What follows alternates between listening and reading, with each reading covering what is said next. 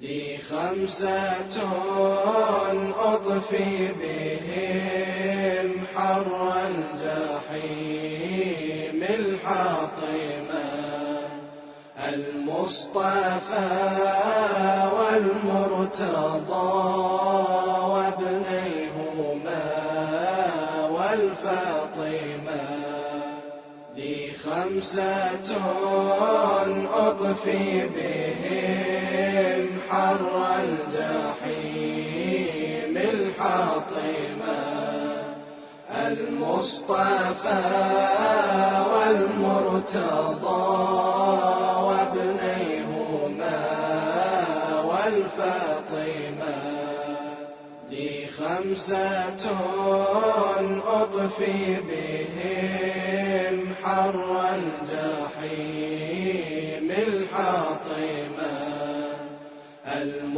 Oleh karenanya kalau kita ingin melihat tentang tauhid itu setidaknya kita mungkin sering membaca surat At-Tauhid yang mana berbunyi Bismillahirrahmanirrahim Qul huwallahu ahad.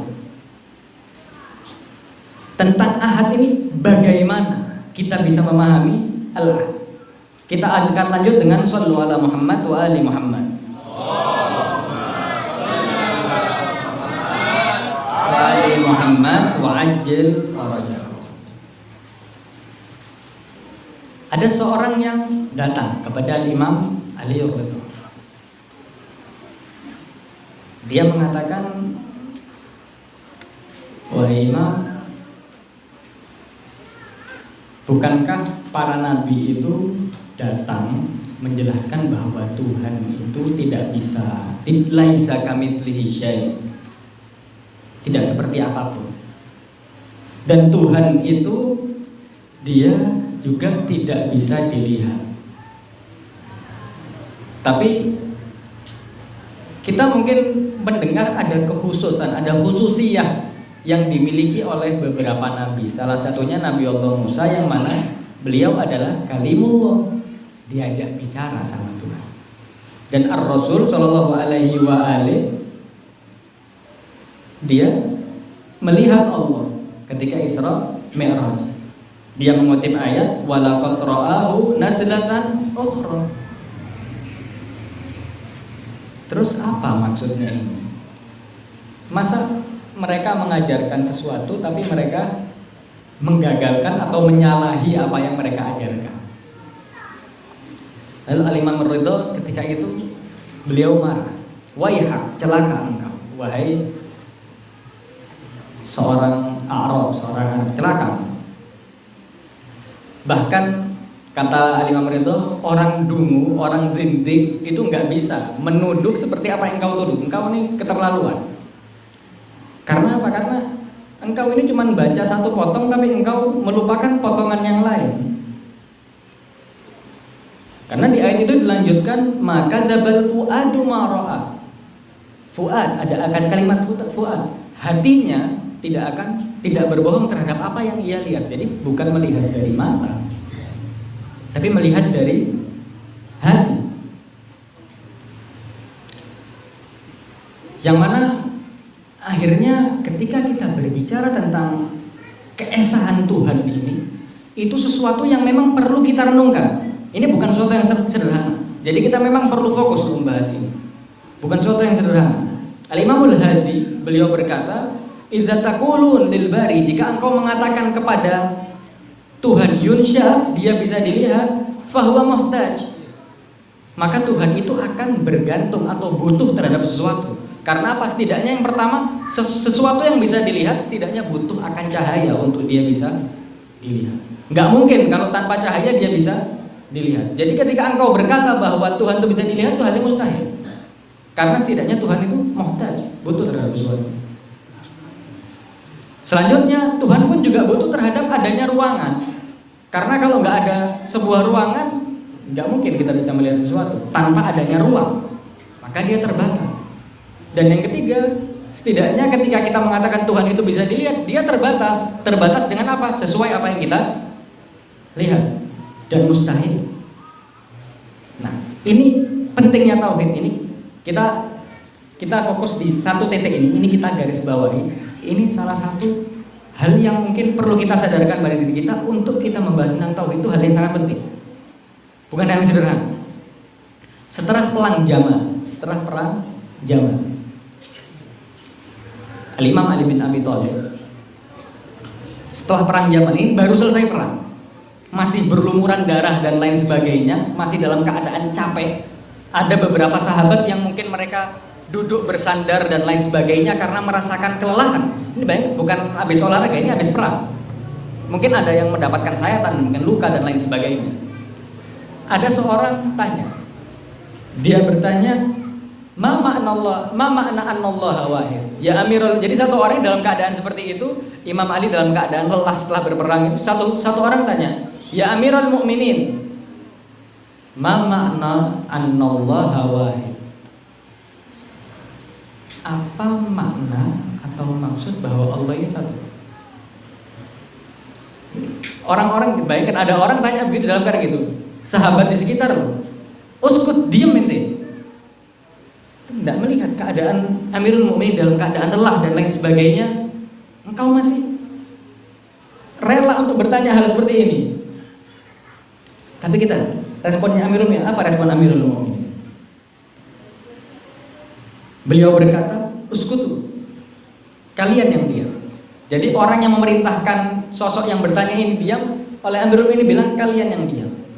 Karena apa? Jika seandainya mereka kaum itu tahu akan makna keesaan Tuhan, mereka nggak akan perang sama kita.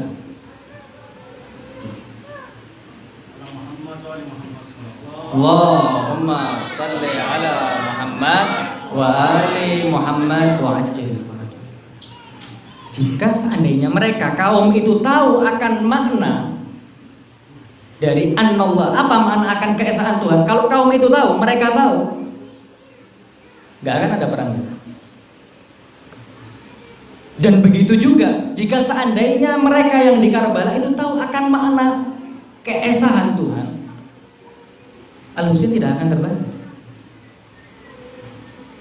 Tapi karena kecacatan akan pengetahuan terhadap Allah, akan pengenalan terhadap Allah Subhanahu wa taala, itu yang menyebabkan akhirnya ada orang-orang yang bahkan memerangi sosok-sosok mulia. Kalau ditanya mereka yang berada di padang Sahara itu, apa mereka nggak tahu siapa Abu Abdullah itu? Mereka bahkan mengenal dengan baik, bahkan sebagian besar dari mereka melihat apa yang dilakukan oleh Rasulullah kepada Abu Abdullah itu.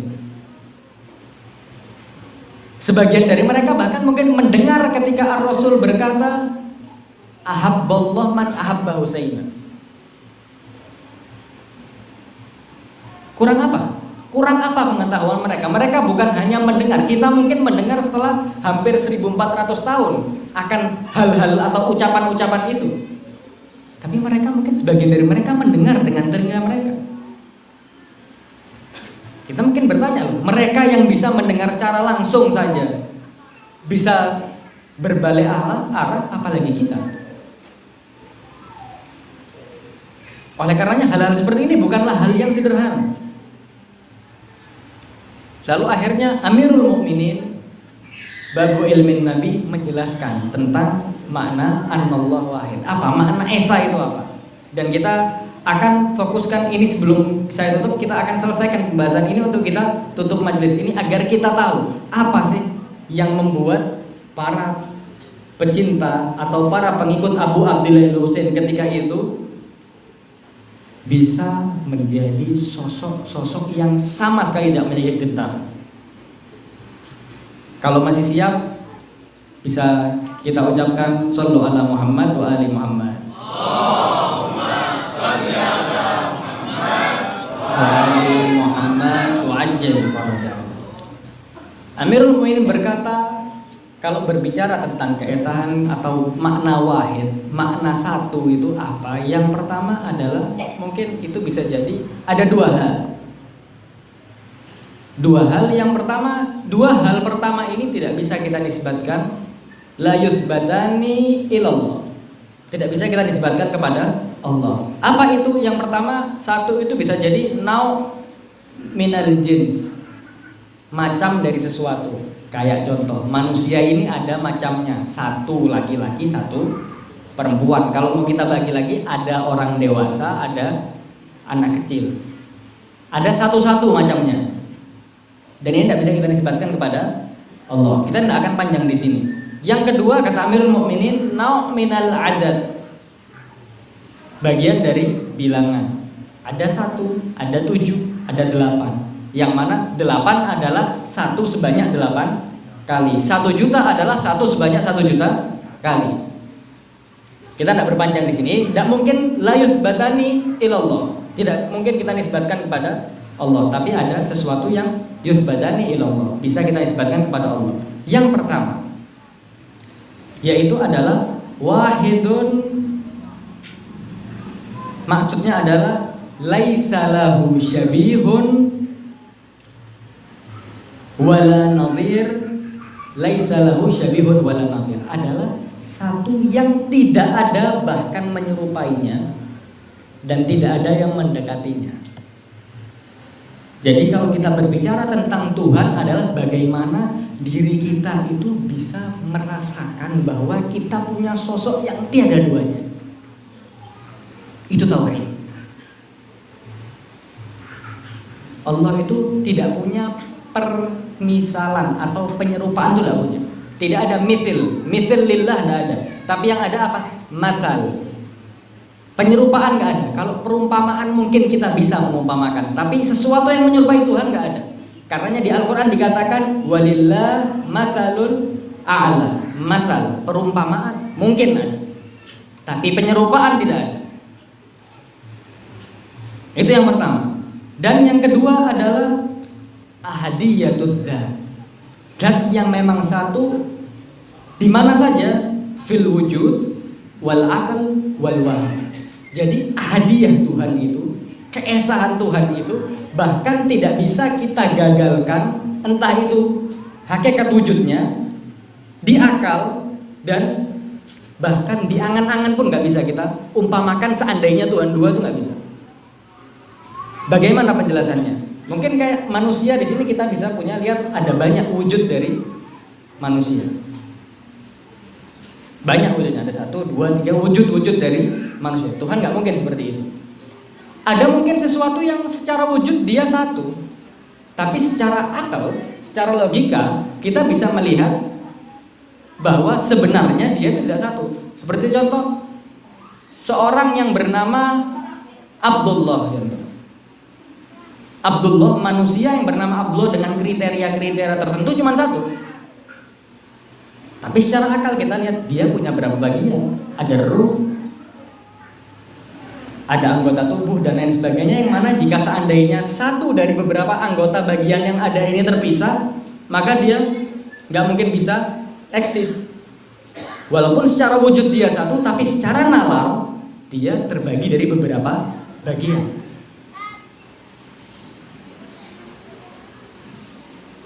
Seperti contoh lagi, jika seandainya ada papan tulis, saya tulis angka 8 atau angka 10, saya tulis angka 10. Berapa angka 10-nya? Secara wujud dia 1. Tapi secara logika bisa tidak kita bagi 10 itu adalah bagian dari 5 ditambah 5, atau bagian dari 1 10 kali.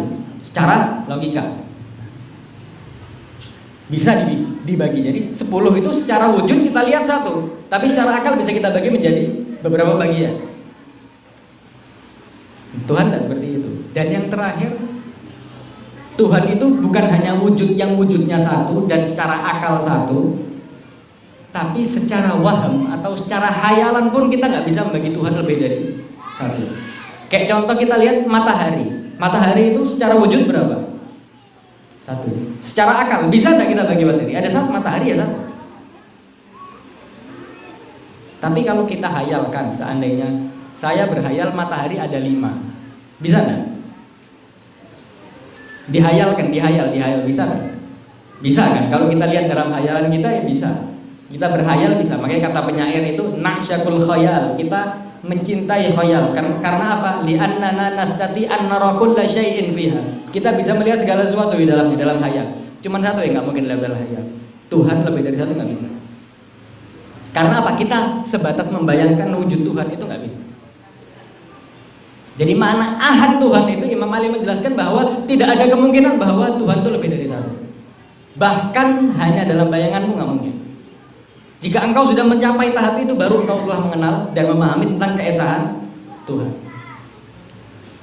Lalu kalau kita lanjutkan ayatnya sedikit, Allahus Samad. Apa makna Allahus Samad? Kata Abi Abdillah Al-Husain ketika ditanya, "Ya Aba Abdillah, ma ma'na as-samad?" Apa sih maknanya as-samad itu? Makna as-samad kata Abu Abdillah Al-Husain adalah wa huwa la yakhruju minhu syai' kasyif wa latif. Tidak ada sesuatu yang keluar darinya, entah itu keluarnya itu kasyif terlihat atau latif tak terlihat. Jadi sosok Allahus Samad di surat Tauhid itu menggambarkan bahwa Tuhan itu, kalau kita lihat manusia mungkin bisa melahirkan, itu keluarnya bisa terlihat. Pohon tumbuh berbuah, terlihat. Pertumbuhannya terlihat. Tapi Tuhan tidak seperti itu. Bahkan sesuatu yang latif, yang tidak terlihat pun tidak ada yang keluar darinya. Maksudnya atau contohnya seperti apa? Ketika kita bernafas, tidak ada yang bisa kita lihat sesuatu yang keluar dalam bernafas itu. Tapi ada. Tuhan itu tidak ada sesuatu yang keluar darinya sedikit pun. Lam yalid wa lam yulad wa lam yakun lahu kufuwan ahad. Lam yalid wa lam yulad. Dia tidak dikeluarkan dari sesuatu dan juga tidak keluar dari sesuatu. Wa lam yakun lahu kufuwan ahad. Pada akhirnya kita sampai pada intinya. Wa lam yakun lahu kufuwan ahad. Tidak ada sesuatu pun sesuatu yang bisa sebanding dengannya. Apa maknanya? Ketika sesekali kita masih terkadang berharap kepada selain Allah, maka berarti tauhid kita masih belum sempurna. Karena apa? Kita masih menyandingkan sesuatu di sisi Allah. Kalau kita benar-benar sampai walam yakun lahu kufuwan ahad, makna inti makna dari tauhid itu adalah kita sudah tidak ada hal yang bisa membandingkan sesuatu dengan Allah dalam keyakinan kita. Oleh karenanya, kenapa surat itu dinamakan dengan surat Al-Ikhlas? Jadi penyembahan atau penghambaan kita kepada Allah itu, di situ ada al-ikhlas, ada ketulusan. Oleh karenanya mungkin salah satu hal yang kita lihat di sisi kanan ini, di banner yang ada ini, di sini ditulis perkataan Sayyidatuna Zainab, Allahumma taqabbal minna hadzal qurban. Kita bayangkan dalam keadaan seperti itu masih Allahumma taqabbal minna hadzal qurban. Ini bukan syai' basit, bukan hal sederhana. Aradita ya Rabb, engkau telah rela ya Allah. Karena apa? Di situ ada al-ikhlas. Tidak ada sesuatu yang bisa kita harapkan kecuali Allah. Oleh karenanya ketika beliau ditanya, ma ra'aiti, beliau berkata ma ra'aitu illa jamila. Karena apa? Kalau sudah Allah, tidak ada sesuatu yang tidak indah. Dan kita lihat bagaimana Ahlul Bait memaknai tentang tauhid atau hubungan dengan Tuhan ini bagaimana.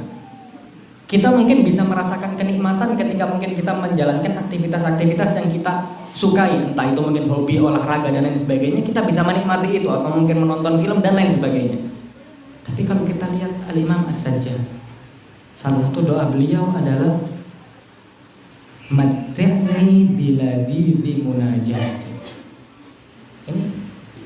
Ini kalimat yang kalau mungkin kita resapi bisa merinding kita. Apa yang beliau katakan? Matti'ni, ya Allah berikan aku kenikmatan biladidhi munajati, dengan kelezatan bermunajat kepadamu. As-su'al, apakah kita sering meminta hal seperti itu kepada Tuhan, atau mungkin kita lebih sering meminta hal-hal yang lain? Wa matti'ni biladidhi munajati. kita sudah di tahap benar-benar bertauhid kepada Allah, benar-benar diri kita ini berkarakter la ilaha illallah, maka nggak mungkin kita berharap atau melibatkan atau bahkan membandingkan sesuatu di sisi apa yang telah dikehendaki oleh Allah terhadap kehidupan kita.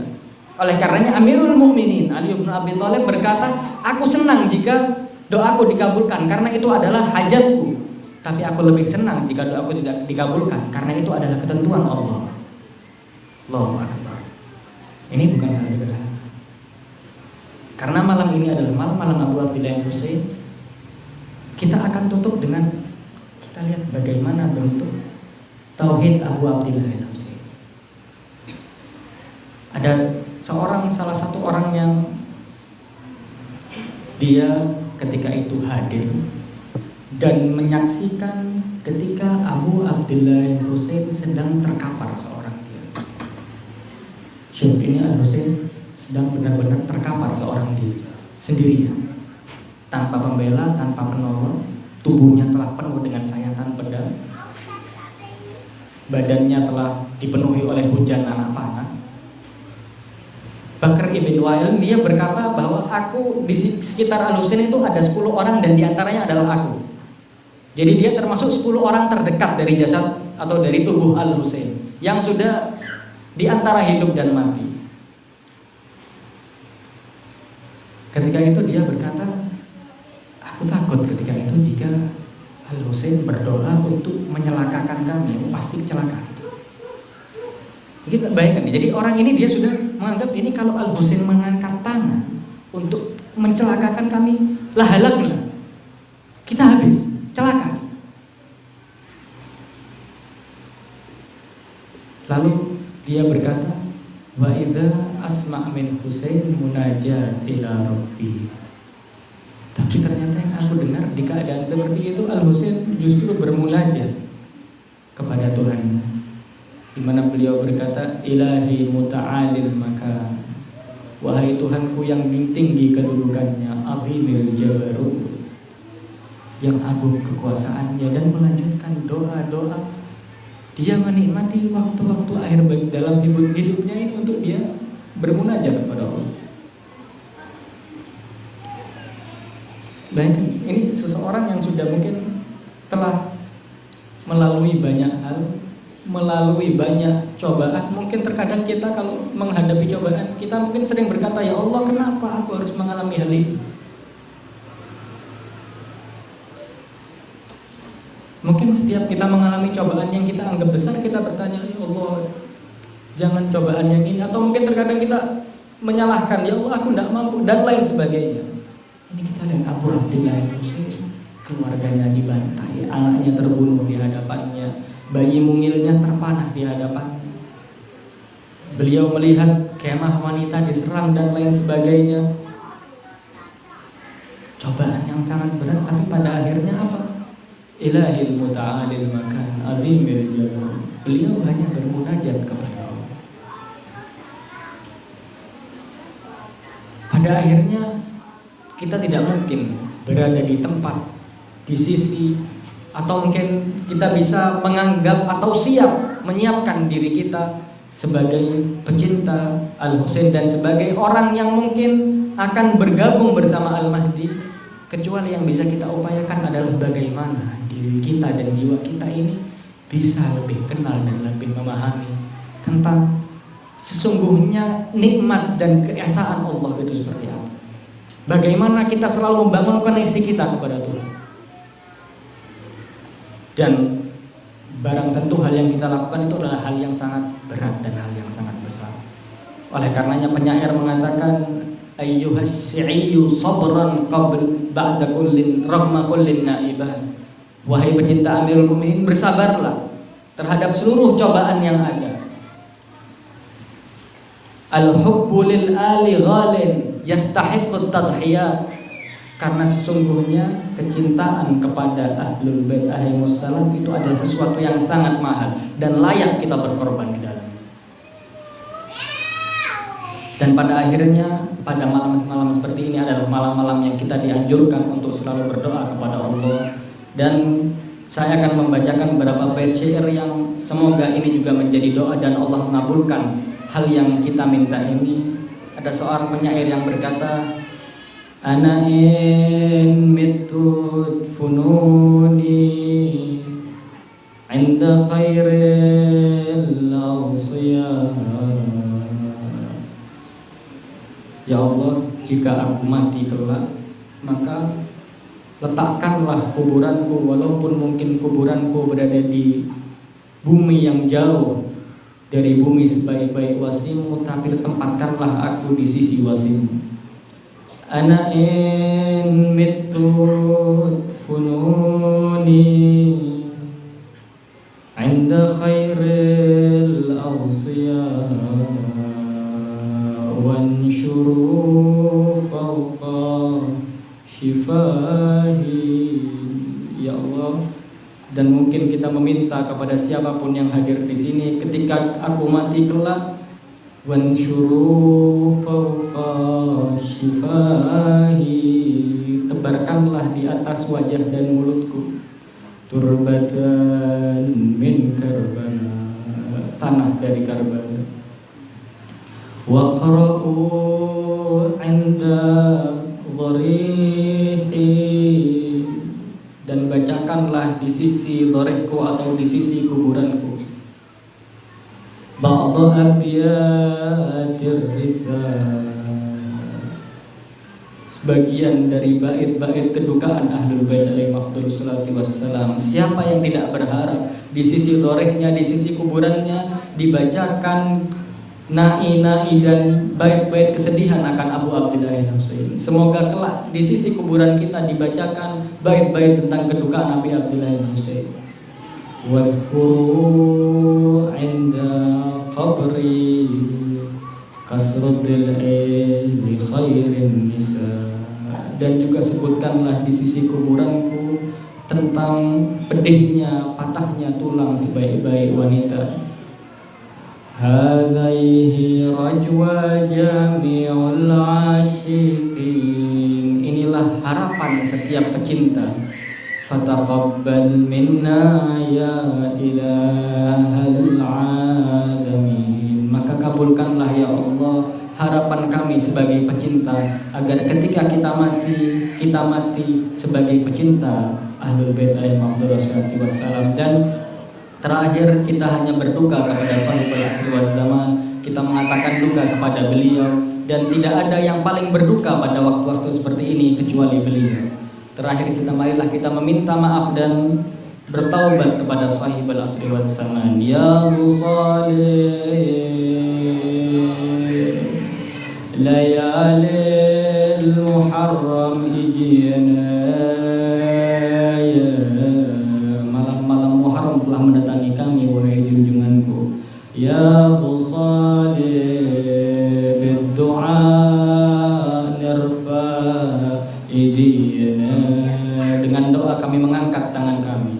Ya Musalih qalatil ghiba alina, sungguh kegaiban ini telah lama bagiku.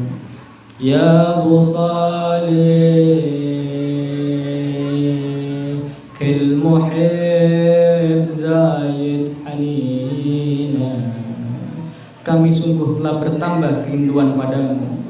Ya Musalih habib tasma' wanina, apakah engkau saat ini mendengar ucapan dan rintihan kami?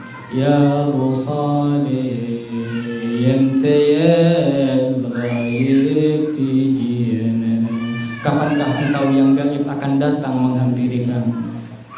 Ya Musalih wallazayat li nahibi, sungguh kebutuhan akan kehadiranmu benar-benar ada di ujungnya. Ya Musalih za'ilak adri dunubi, aku tahu dosa-dosaku benar-benar mengganggumu. Ya Musalih toba samihni habibi, samihni habibi. Izinkan dan terimalah permohonan maaf kami wahai junjunganku. Wal afu minkum. Wassalamualaikum warahmatullahi wabarakatuh.